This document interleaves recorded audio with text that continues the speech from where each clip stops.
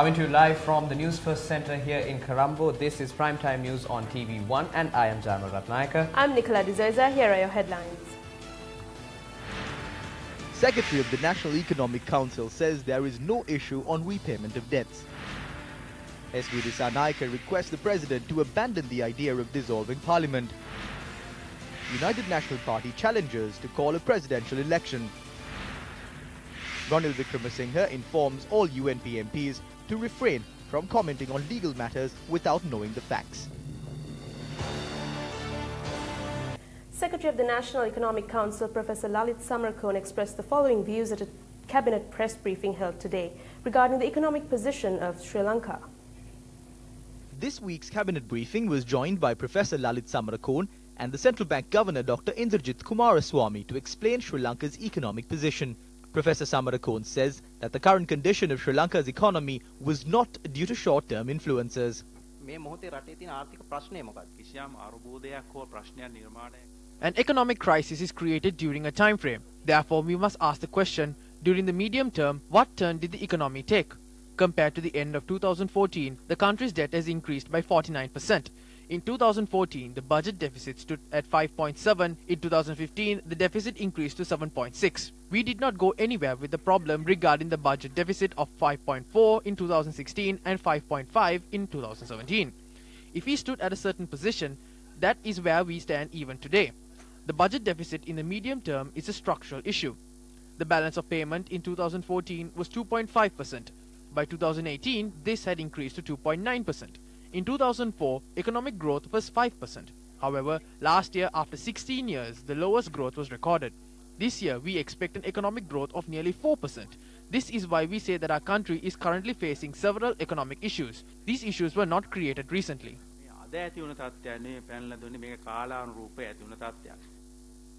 Sri Lanka's economy was impacted adversely by several incidents that took place from 2015 onwards. While the total losses incurred due to the bond scam is still not specified, economists say that the scam resulted in market interest rates to increase by 3%. The bond scam also caused heavy losses to several public funds, including the EPF, and damaging investor confidence. The national carrier Sri Lankan Airlines also incurred losses of nearly 28 billion rupees during the year 2016 and 2017. Obtaining loans at higher interest rates to fund several projects, including the Central Highway project, has also caused heavy damage to the country's economy. During July last year, Moody's Analytics downgraded Sri Lanka's credit rating, while Moody's further downgraded Sri Lanka's government's foreign currency issuer and senior unsecured ratings from B1 negative to B2 stable this week. However, the Secretary of the National Economic Council says that the downgrading does not properly reflect the country's macroeconomic fundamentals and clarified that Sri Lanka is not facing any challenges over debt repayment. In 2019, debentures of $1.5 billion will mature. In January 2019, $1 billion must be paid, and another $500 million in April next year. The central bank's foreign reserves already include $650 million of proceeds received from the Hambantota port transaction. Additionally, we have planned to raise debentures of $1 billion in the international market through Bank of Ceylon, People's Bank and National Savings Bank. Discussions are underway to obtain a loan of $500 million from China Development Bank. This clearly shows that Sri Lanka already has the ability to raise loan finance of $2 billion in the short term. Therefore, I say to all local and foreign investors that there is no doubt on Sri Lanka's ability to repay these debentures and debit commitments.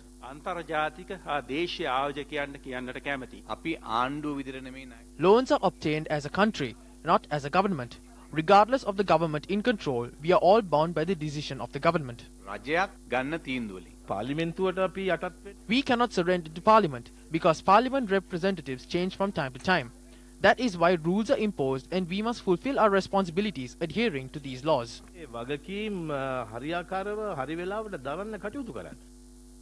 Without a budget, how can you raise foreign debt during 2019? What is important to recognize is at this point that 650 plus the 1 billion to be raised will be sufficient to, will more than cover the sovereign bond outstanding, which is 1.5.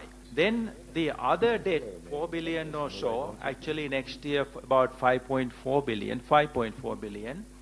The other part of that, about 1 billion of that actually consists of Sri Lanka development bonds which are local, can be very easily refinanced.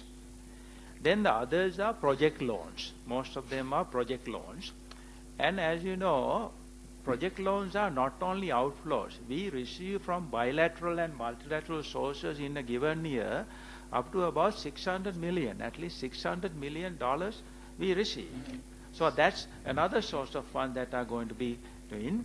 In total, at the end of the day, we might have to finance externally about $2 billion during 2019 if we are going to go to market. Yes, if we are going to go to market. But there also, for that 2 billion, as I said, in a heightened refinancing environment caused by global factors, one of the most prudent thing to do is to look at alternative options. That's why Central Bank is looking to develop swap arrangements, government to government, high level, establishing credit lines and emergency sources of funding, what we call the stopgap financing or backstop financing. All these options are available. It is after exhausting those options, if we have to, we might have to go to the markets to raise some amount of money, but that can wait towards the latter part of the year. The Cabinet of Ministers have approved a vote account for the 4 months starting from January next year. Steps have been taken to send this to the legal draftsman as well. Meanwhile, views were expressed today about this and about the current situation of the country at a media briefing to announce cabinet decisions. We reject the claims that IG Nishanta Silva was removed from duty by the President. There is no connection of the President regarding this. This was done by the IGP. අගමැතිතුමාගේ වැය ශීර්ෂ කපා දැමීමේ යෝජනාවක් ගෙන්න හදනවා UMP ඇතුළු විපක්ෂය 2018 විසර්ජන පනත. The 2018 appropriation bill was passed in Parliament and the funds have been sent to the Consolidated Fund. We do not need the approval of the Parliament to take that money. We can carry out activities of paying wages and salaries without the approval of Parliament until the 31st of December 2018. වෙනද වෙනකන් දැනට පාර්ලිමේන්තුව අනුමැතිය අවශ්‍ය නැතුව අපිට ගන්න පුළුවන්. ඔබතුමාලා දැන් ආණ්ඩු පක්ෂයේ සංවිධායකවරයා එහෙම පත් කරගෙන පාර්ලිමේන්තුව මොනතරම් ප්‍රශ්න මැද වුණත් අරගෙන යනවා. කවුද මේ පාර්ලිමේන්තුවේ විපක්ෂ නායකවරයා කවුද? සම්බන්ධනේ. විපක්ෂ නායකයා සම්බන්ධන් මම හිතන්නේ. රනිල් වික්‍රමසිංහ මහත්තයා පිටිපස්සේ ඉඳගන්නේ. හතරවෙනි පෙළේ වාඩි වෙන්නේ. පහුගිය කාලෙම චෝදනා එල්ල වෙච්ච පිරිස්ම ඇයි නැවත ඔබතුමාලා තනතුරු තාන්න මාන්න සඳහා ගේන විශේෂයෙන් අපි දැක්කා කපිල චන්ද්‍රසේකර මහත්මයා ශ්‍රී ලංකන් න්‍යාය ලයින් ආයතනයට ගෙනාවා. නමුත් එල්ල වෙච්ච චෝදනා හැම එතුමට යන්න උනා. ඒ වගේම තමයි අපි දැක්කා ඊයේ දිනේ නාලක ගොඩේව මහත්මයා පත් කරා. ඒ කියන්නේ රටේ නිලධාරීන් නැද්ද මේ තනතුරු වල පත් කරන මේ චෝදනා එල්ල වෙච්ච පිරිස් ඇර? මගේ ලේකම්තුමා චක්‍රලේඛනයක් කියවුවා. The Secretary has issued a circular. Before a chairman or a director is to be appointed, if there is a vacancy, a senior official of the ministry, a deputy secretary or an assistant secretary should be appointed temporarily. Thereafter, the chairman can be appointed. There is a committee to check the suitability of these people at the Presidential Secretariat. You can only go through that. There is a circular that has been issued cancelling the appointments as to how the ministers want. තමන්තුමනා විදියට සභාපතිවරු පත් කිරීම දැනට අත්හිටුවලා චක්‍රලේඛනයක් කියවලා තියෙනවා. චක්‍රලේඛනයක් කියවලා දිනවා. ඒ චක්‍රලේඛන අනුව ක්‍රියාවේ. There is a circular. Actions will be taken based on that. Even in the past, there was a committee when the ministers sent names that committees discussed this. This has happened without going through the committee. The President's Secretary has issued a circular yesterday as well. Actions will be taken based on that. චක්‍රලේඛනය ඒ අනුව ඒ අමාත්‍යාංශවල ලේකම්වරු ක්‍රියා කරනවා. වළංගු නැහැ නේ කියන්නේ නාලකොඩේව මහත්මයාගේ තනතුර. ඒක තීරණය වෙයි. අමාත්‍යවරු වළංගු නැද්ද මැතිතුමා? අවත්මා. Yesterday on News First, we pointed out Dr. Nalaka Kodaheba was appointed as chairman of Sri Lanka Insurance Corporation at a time when he is out on bail over financial fraud allegations.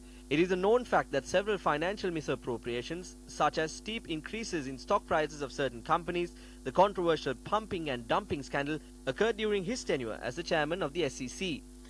According to a report carried on the Daily Mirror on the 27th of August 2017, Vaskadua Beach Resort, a subsidiary of Citrus Leisure, had allegations levelled against it for illicit dealings within the stock market.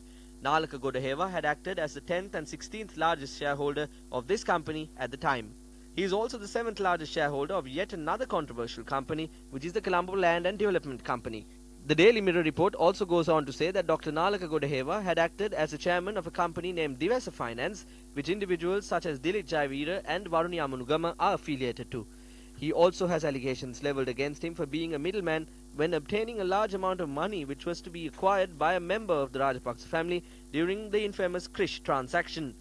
He was also part of the disputed deal which saw 29% of Lanka Hospitals PLC being sold.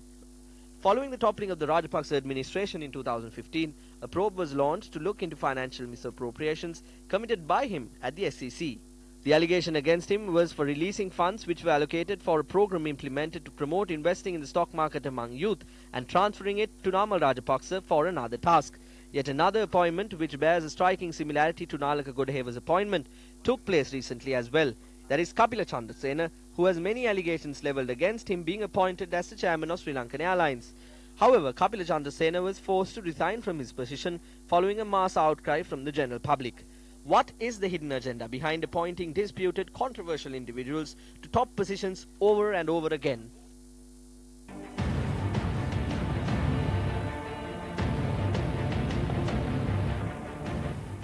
Good evening. What will happen in Parliament tomorrow? That's on everyone's mind. Everyone is waiting to see what happens to the parliamentary select committees. The governing faction have nominated 7 members for the select committee, and the United National Party have also nominated a number of members to serve in the committees. But they are demanding for a majority in the committee. However, the committee includes, including the Speaker, numbers 13. That's 12 plus 1, 13. And that's the Speaker in his official capacity is included in the committee. 12 other members are also appointed to the committee. The government says that they need a majority in this select committee. However, the United National Party, the main opposition, says that as the opposition has a majority in Parliament, the majority in the select committee should be held by the opposition. Why are these two factions so keen on nominating members into this committee? The rest of the select committees are appointed subsequent to the appointment of the Parliamentary Select Committee. One of the important select committees among them is the Parliamentary Affairs Select Committee. The Parliamentary Affairs Select Committee is what we call the party leaders' meeting. The leaders representing all parties in Parliament are present here in this committee. The Speaker, the Deputy Speaker, the Deputy Chairman of Committees, the Chief Whip of the government, and the Chief Organizer of the opposition, and the Leader of the House are all included in this committee by virtue of their position. The remaining 8 members are appointed by the Parliamentary Select Committee.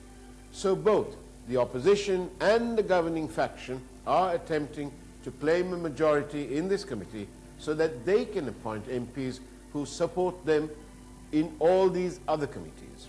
In a backdrop where both the government and the opposition are demanding a majority in this committee, there is a problem on the composition of this committee.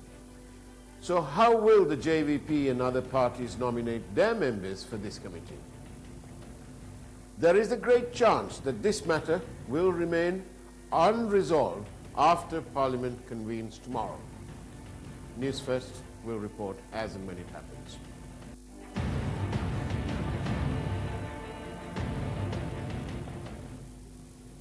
Thank you for that update for us on tomorrow's proceedings. Meanwhile, during a press briefing today, Minister S.P. Dissanayake said the following regarding a proposal that is to be submitted to the President.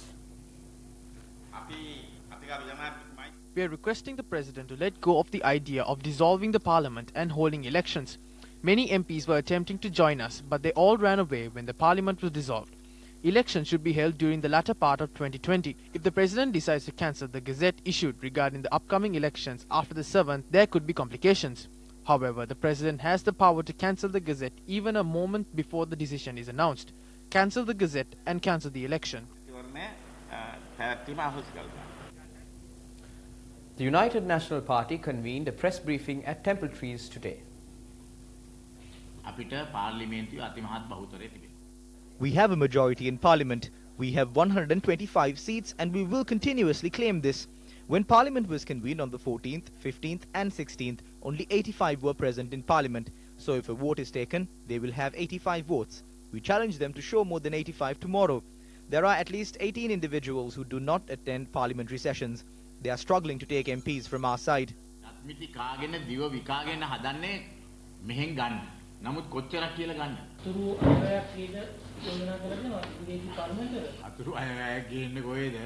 How can they bring forward an interim budget? It is an expenditure head. මොන වුණු කිල්ලෝට ගැන මොන කතාවද? මොන වැයසීද? Representatives of the ruling party had convened a media briefing at the Prime Minister's office today. When a no-confidence motion is passed in the House, officials who prepare the Hansard report include the composition of how many voted for and against the no-confidence motion. Such a statement has not been mentioned. On one side, they say that they do not accept the Prime Minister nor the Cabinet. The same people who say this are the ones who bring proposals to reduce expenditure heads of the Prime Minister, Cabinet Ministers and their staff. A bill or a motion relating to money can only be presented by a minister. Even a minister would put forward such a proposal after consulting the Cabinet of Ministers. These parliamentarians in the opposition cannot do anything. What constitutional right do they have to put forward proposals requesting for expenditure heads to be cut off? By accepting these proposals, the Speaker and the General Secretary of Parliament are intentionally violating the country's constitution. The United National Party has called for an early presidential election. If the President has confidence in his actions and believes what he does is right, we can go for legal elections on the 8th of January. We request the President to hold a presidential election. The President should contest as a presidential candidate and he must prove the people's mandate. If what he says is correct, the people will appoint him as the President once again. Under the theme Line Up to Protect Democracy, a satyagraha took place opposite the Colombo Municipal Council with the participation of several UNP MPs, including Ajit P. Pereira. The satyagraha has been organized by civil societies and UNF trade unions. A petition including 1 million signatures will be submitted to the Speaker requesting the provision of a constitutional solution for the prevailing political crisis. We are expecting a verdict from the Supreme Court on the 7th. I make this very clear. We will continue this fight and not back down.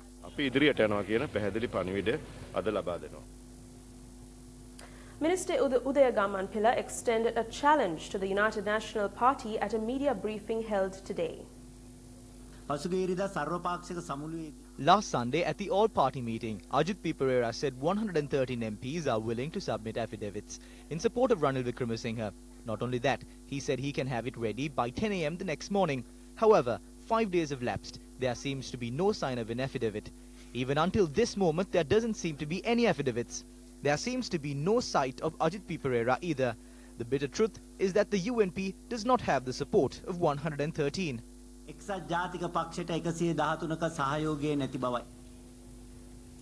Leader of the United National Party, Ranil Wickremesinghe, has informed all UNP MPs to refrain from making comments on cases taken up in the Supreme Court and other courts without having a proper understanding of the facts.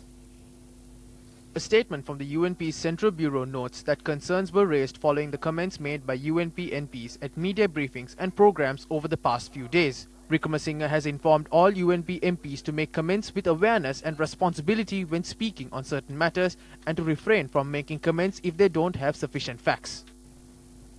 Meanwhile, the UPFA responded to a statement made by UNP MP Ranjan Ramanayake regarding the Supreme Court case against the dissolution of Parliament.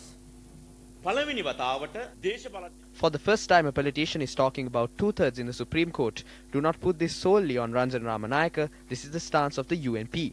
Wait till the 7th for the decision of the court. We respect the judiciary, but look at the way they suppress the judiciary. Ranjan Ramanayake, on behalf of the UNP, disrobe the woman of justice. Do not make the Supreme Court a mess. The people are fed up. They say Ranjan's court is over the Supreme Court. The UNP is trying to establish a new court. Still in more political news now, the members of the UPFA expressed the following views at two separate media briefings. If you recall, a parliamentarian from the previous government used the meeting room at Temple Trees to host his wedding ceremony. Roughly, if Chaturasena Ratna paid 2.18 million for every 4 hours, for 5 days it would cost 54.5 million rupees for Ranil Wickremesinghe and his government for this task they are carrying out. If we predict that it costs 5 million rupees for this haul every day, then Ranil Wickremesinghe is already in debt to the people. The debt is 125 million rupees. Why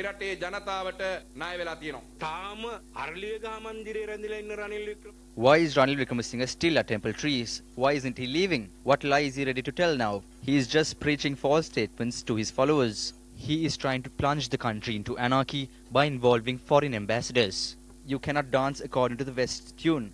We are an independent government and we should function as such. We will not allow the constitution to be used according to whims and fancies of NGOs, Sumandiran and Jayampati Wickramaratne. University professors state that politicians at present are only concerned of achieving their personal objectives and not that of the people or the difficulties they face. We have not found a solution to any one of the dangerous problems we are currently facing. They only speak of the issues they face and not the issues the people face. We must put an end to these jokes. The people of this country are facing several major issues. We are informed of the situation in other countries. We have fallen into such a disgraceful position. It is openly shown that they are only concerned of their personal agendas and not worried of the country or the difficulties the people face.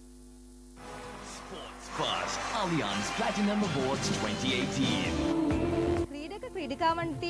The only target of sportsmen and women is to emerge victorious. Now there is another victory they must pursue.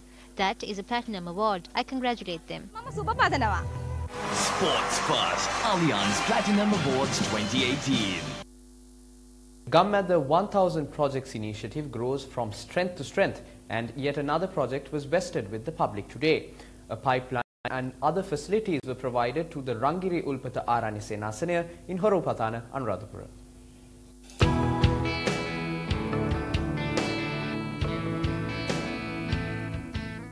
This religious institution not only sees the arrival of Buddhist devotees, but the arrival of people of all faiths.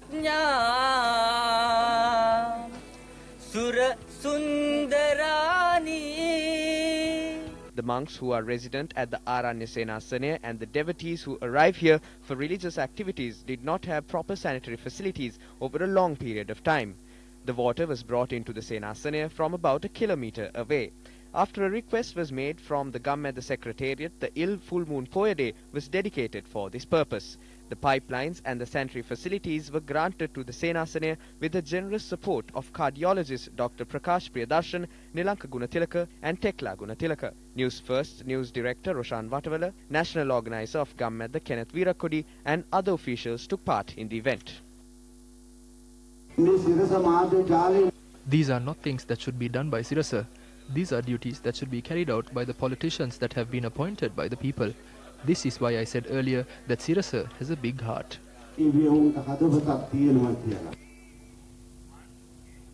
Today, the 22nd of November, marks the ill full moon Poya Day. This is the last Poya of the Vasana rainy season. With the end of the ill Poya, the Katina Pinkama also should end. The Katina Pinkama is considered one of the highest deeds in Buddhism. During this time, Buddhist monks stay inside their premises due to heavy rains.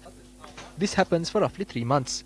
It was also on an ill Poya Day that the Buddha sent out his first contingent of 60 disciples, instructing them to travel to all corners of ancient India and to preach the pristine Dhamma to the people. The Jatila brothers entering the Buddhist order following a sermon by Lord Buddha also occurred on a day like this. History also has it that the announcement of the future Buddhahood of Maitreya Bodhisattva was revealed to the world on a day of the ill Poya Day.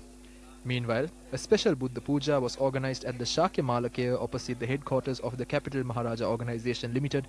Today's Buddha Puja was sponsored by the staff at the Stein Studios in Ratmalana. We should attempt to shape our lives according to the way of the Dhamma. On a day like this, we should be determined to respect each person's needs and wants and to work in unison while seeing eye to eye with others.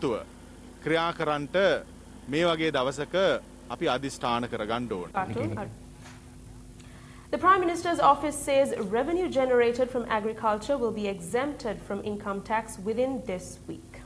And that's a wrap of Primetime News on TV1 for tonight. We leave you with the cartoon illustrating today's news, created by Asanka Ladua Hetty for the Newsfirst team. I am Zamal Ratnayaka. And I'm Nicola De Zoiza. Take care and good night. Good night.